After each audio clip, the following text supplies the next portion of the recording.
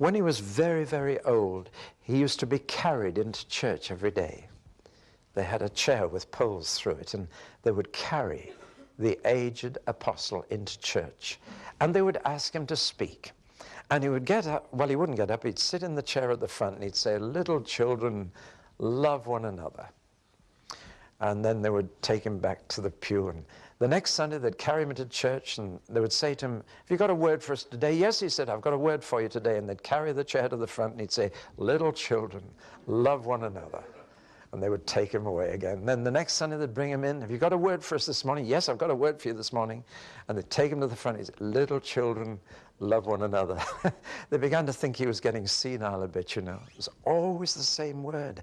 And they said, "Master," finally they're weary of it. You know, you do get weary of some people, don't you, when they say the same thing.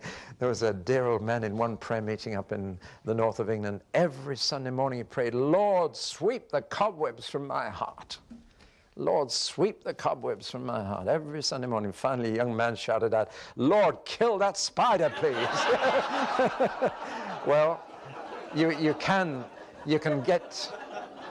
get tired of the same thing from the same old people. I'm sure some of you know what I'm talking about in open worship.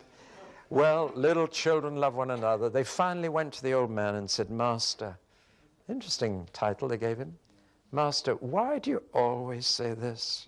He said, "Because it is the Lord's command.